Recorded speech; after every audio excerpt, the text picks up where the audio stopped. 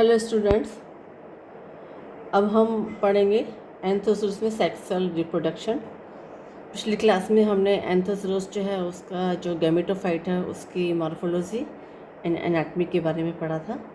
अब हम पढ़ेंगे एंथोसोरस के अंदर लैंगिक जनन किस प्रकार से होता है। लैंगिक जनन एंथोसोरस के अंदर oogamous प्रकार का होता है, विषम युग्मकी प्रकार का होता है। oogamous प्रकार का मतलब होता है जब male gamete and female gamete अपने शेप, साइज एंड फिजियोलॉजी में बिल्कुल डिफरेंट होते हैं, बिल्कुल अलग होते हैं, तो वह oogamous प्रकार का जो सेक्सुअल रिप्रोडक्शन कहलाता है।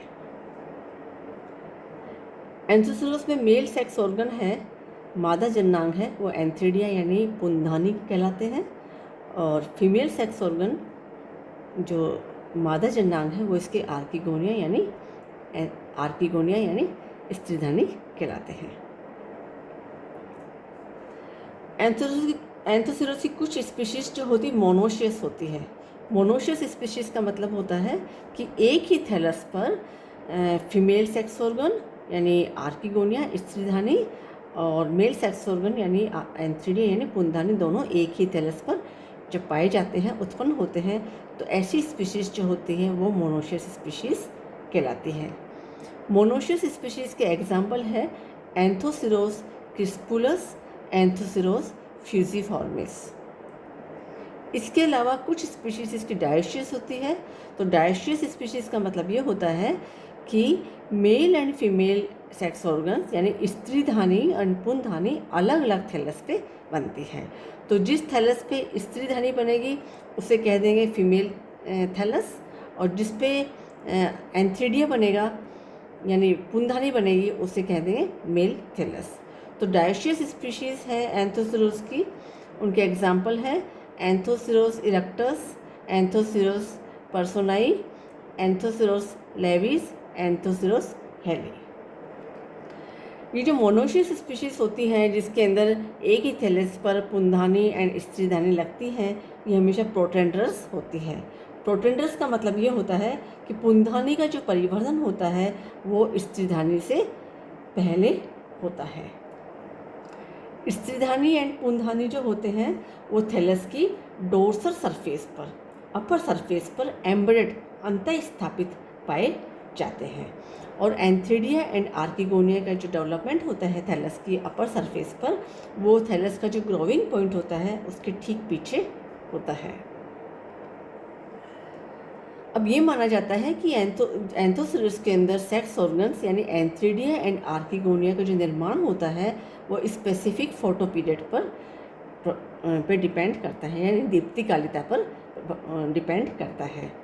तो साइंटिस्ट रिग्वे ने 1967 में ये बताया कि एंथोसिरोस जो है एक शॉर्ट डे प्लांट है, यानी इसको जो डे लाइट होती है, शॉर्ट डे लाइट की इसको आवश्यकता होती है सेक्स ऑर्गन्स के डेवलपमेंट के लिए। तो इन्होंने बताया कि इन एंथोसिरोस के अंदर जो एंथ्रीडिया का जो इनिशिएशन होता है, फॉर्मेशन जो स्टार्टिंग होती है वो शॉर्ट डे कंडीशंस के अंदर होती है। अतः सेक्स ऑर्गन्स जो होते हैं एंथोसिरोस के अंदर विंटर्स एंड स्प्रिंग सीजन के अंदर जो इनका निर्माण होता है, क्योंकि विंटर एंड स्प्रिंग सीजन के अंदर डे लेंथ जो होती है वो छोटी होती है। ये है एंथोसिरोस के थैलस जिसके ऊपर पुंधानी एंड स्त्रीधानी लगी हुई है। तो ये एंथोसिरोस क्रिस्पुलस है जो एक मोनोशियस स्पीशीज़ है। मोनोशियस स्पीशीज़ के अंदर हमने बताया कि एक ही थैलस पर स्त्रीधानी एंड पुंधानी पाए जाएंगे। तो यहाँ पे एंथोसिरोस क्रिस्पुलस का ये थैलस है, इसकी डोर्सल सरफेस है। तो एक ही थैलस पर यहाँ पे स्त्रीधानी यानी आर्किगोनिया भी है, और एंथ्रीडिया यानी जो पुंधानी है वो भी इसमें दोनों पाए जाते हैं। तो ये इसकी मोनोशियस स्पीशीज़ जिसमें एक ही थैलस पे स्त्रीधानी पुंधानी दोनों उत्पन्न होते हैं। अब है एंथोसिरोस की डायोशियस स्पीशीज़, एंथोसिरोस इरेक्टस। ये डायोशियस स्पीशीज़ है, इसमें फीमेल थैलस अलग होगा, मेल थैलस अलग होगा। फीमेल थैलस पे केवल स्त्रीधानी पाई जाएगी और मेल थैलस पे केवल पुंधानी पाई जाएगी। तो ये थैलस जो है ये इसका फीमेल थैलस है, क्योंकि इसके ऊपर केवल आर्किगोनिया यानी स्त्रीधानियाँ लगती हैं, और ये थैलस है ये इसका मेल थैलस है, क्योंकि इस थैलस पर केवल एंथ्रीडिया यानी पुंधानी उत्पन्न होती है। तो ये होगी इसकी डायोसियस स्पीशीज। अब है इसकी जो एंथ्रीडिया होती है एंथोसरोस की, यानी पुंधानी यानी मेल सेक्स ऑर्गन्स जो होते हैं वो किस प्रकार के होते हैं।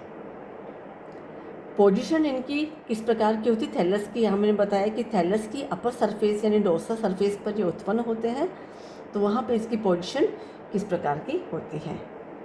इनकी पोजीशन जो होती है एंडोजीनियस होती है थैलस एंथ्रीडियम की, और जो मैच्योर एंथ्रीडियम होती है उनका जो कलर होता है ब्राइट ऑरेंज कलर का होता है।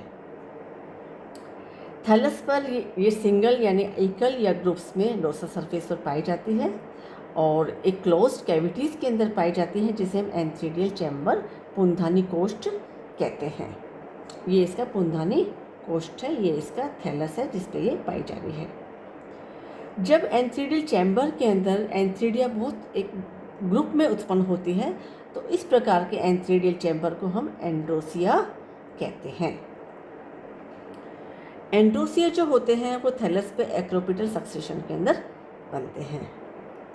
अलग अलग जो एंथोसरोस है उसकी अलग अलग स्पीशीज़ के अंदर एंथ्रीडियल चैम्बर के अंदर एंथ्रीडिया यानी पुंधानी के जो नंबर होते हैं वो अलग अलग होते हैं।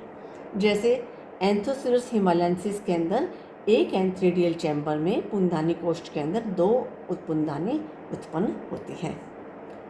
एंथोसरोस किस्कुलस के अंदर एक पुंधानी कोष्ठ के अंदर 7 पुंधानी यानी एंथ्रीडिया उत्पन्न होते हैं। इसी प्रकार एंथोसरोस इरेक्टस के अंदर एक एंथ्रीडियल चैम्बर के अंदर पुंधानी कोष्ठ के अंदर 22 एंथ्रीडिया यानी पुंधानी उत्पन्न होते हैं और एंथोसरोस गेमुलोसस के अंदर एक एंथ्रीडियल चैम्बर के अंदर 30 पुंधानी उत्पन्न होती है।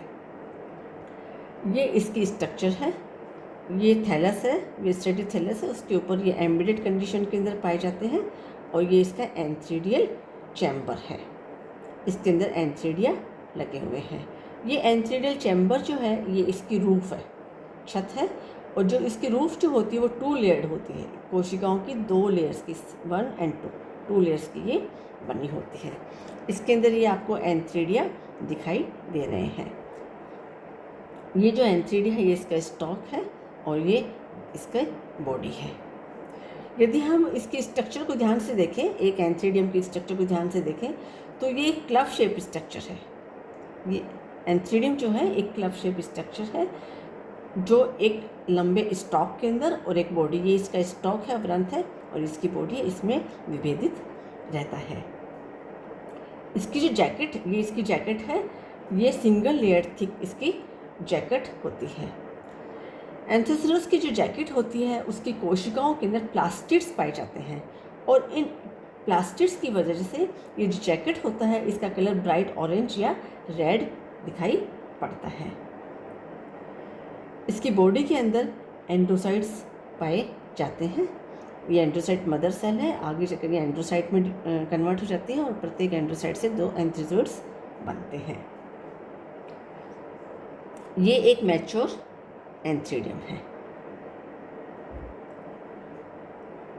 ये इसका स्टॉक है, ये इसकी बॉडी है और जब परिपक्व हो जाते हैं तो यहाँ से ये इसमें एक छिद्र बन जाता है। एंथ्रीडियम जो जैकेट होती है वो रप्चर हो जाती है और एक पोर बन जाता है, इसमें से एंथ्रोजोइड जो होते हैं ग्रुप के अंदर बाहर निकलते हैं। प्रत्येक जो पुंगड़ू होता है यानी मेल गैमेट जिसे एंथ्रोजोइड कहते हैं उसकी जो स्ट्रक्चर इस प्रकार होती है। ये इसकी बॉडी है, ये इसकी वेसिकल पाई जाती है और इसके अंदर मोमेंट के लिए, गति के लिए 2 फ्लैसिला पाए जाते हैं।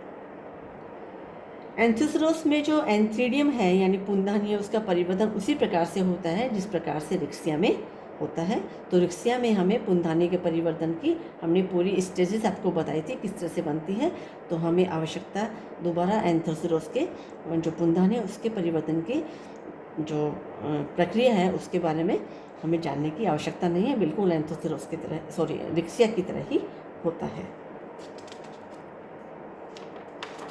अब है जब पुंधानी परिपक्व हो जाती है तो उसका स्फुटन किस प्रकार से होता है।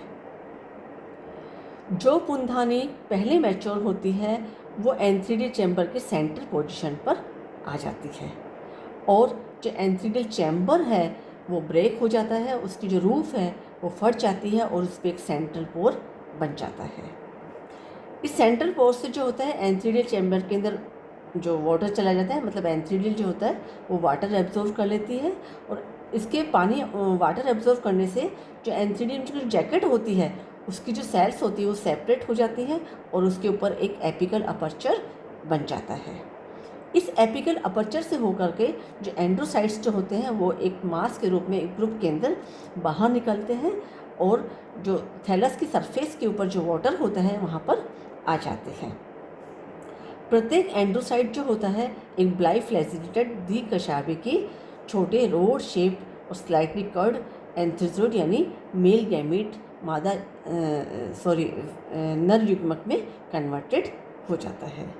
ये जो एंथ्रोजोइड्स है ये जो थैलस की जो सरफेस होती है जहाँ पे पानी भरा रहता है वहाँ पे ये स्विम करते हैं, तैरते हैं और फिर तैरते हुए ये आर्किगोनियम की नेक तक चले जाते हैं। अब है स्त्रीधानी यानी आर्किगोनिया, जिसे हम फीमेल सेक्स ऑर्गन मादा जननांग कहते हैं। इसकी पोजीशन जो होती है स्त्रीधानी की वो थैलस पे किस प्रकार से होती है। स्त्रीधानी जो होती है थैलस की डोर्सल सरफेस पर, जैसे हमने बताया कि डोर्सल सरफेस पर ही बनती है और एम्बेडेड कंडीशन के अंदर धसी हुई अवस्था में पाई जाती है। आर्किगोनिया जो होती है वो ग्रुप में कभी भी उत्पन्न नहीं होती, सिंगल ही उत्पन्न होती है और एक्रोपिटल सक्सेशन में उत्पन्न होती है। ये आर्किगोनिया जो होती है इसकी जो कवर सेल्स जो है वो केवल बाहर रहती हैं, थैलस पे दिखाई देती हैं, और बाकी जो इसका जो नेक है जो वेंटर है पूरा इसका थैलस के अंदर धसी हुई यानी अंत स्थापित रहता है। आर्किगोनिया जो थैलस के ग्रोविंग पॉइंट है उसके पास से उत्पन्न होती है, वहाँ पाई जाती है। और एक्सटर्नली जो होती है बाहर से हम देखेंगे तो जो एक मैच्योर आर्किगोनियम जो होती है वो म्यूसिलेजियस माउंट उसके नेक से जो निकलता है उससे अपन उसको पहचान सकते हैं, क्योंकि म्यूसिलेजियस माउंट जो होता है वो एक फनल शेप के अंदर बाहर निकलता है, जिससे आर्किगोनिया की जो पोजीशन है वो उससे पहचानी जा सकती है। अब है स्ट्रक्चर ऑफ मैच्योर आर्किगोनियम, एक परिपक्व स्त्रीधानी की संरचना। प्रत्येक स्त्रीधानी जो होती है एक फ्लास्क आकार की जो स्ट्रक्चर होती है। जो वेंटर, ये इसका वेंटर पार्ट है और ये इसका नेक, वेंटर एंड नेक के अंदर ये डिफ्रेंशिएटेड होती है। ये इसकी कवर सेल्स होती हैं, इनका नंबर 4 होता है। नेक के अंदर नेक कैनाल सेल्स होती हैं जिनके जो नंबर होते हैं वो 4 to 6 जो इसकी नेक कैनाल सेल्स होती है। वेंटर के अंदर एक वेंटर कैनाल सेल होती है और एक इसके अंदर एग सेल होती है। इसकी जो नेक होती है इसकी आर्किगोनियम की ये 6 वर्टिकल रोज की बनी होती है। तो ये है नियरली मैच्योर आर्किगोनियम और ये इसकी मैच्योर आर्किगोनियम। जब आर्किगोनियम मैच्योर हो जाती है, परिपक्व हो जाती है, तो इसकी जो नेक कैनाल सेल्स हैं और वेंटर कैनाल सेल्स हैं ये डिसइंटीग्रेट होकर के नष्ट होकर के म्यूसिलेज यानी श्लेष्मा बनाती है। और ये जो म्यूसिलेज होता है वो नेक से बाहर आकर के सिक्रेट हो जाता है और थैलस पर म्यूसिलेज माउंट के रूप में ये जमा हो जाता है। तो ये हो गया इसका मैच्योर आर्किगोनियम। आर्किगोनियम का परिवर्धन भी ठीक उसी प्रकार होता है जिस प्रकार से रिक्सिया एंड मार्केनिशिया के अंदर होता है। तो रिक्सिया के अंदर हमने आर्किगोनियम का जो परिवर्धन है वो आपको पूरी तरह से समझाया था, तो हमें अब इसमें दोबारा हमें रिपीट करने की आवश्यकता नहीं है। जब आर्किगोनियम मैच्योर हो जाती है और एंथ्रीडियम मैच्योर हो जाती है, एंथ्रीजोइड्स बन जाते हैं, नर जो गैमेट्स बन जाते हैं और थैलस के ऊपर ये पानी के अंदर तैरने लग जाते हैं। तो जो एंथ्रीजोइड्स है वो तैरते हुए यहाँ तक आ जाते हैं आर्किगोनियम की नेक तक, और म्यूसिलेज माउंट से होते हुए फिर ये इसकी नेक में प्रवेश करते हैं और नेक में प्रवेश कर यहाँ पे ये एग सेल है यानी जिसे हम फीमेल गैमेट कहेंगे।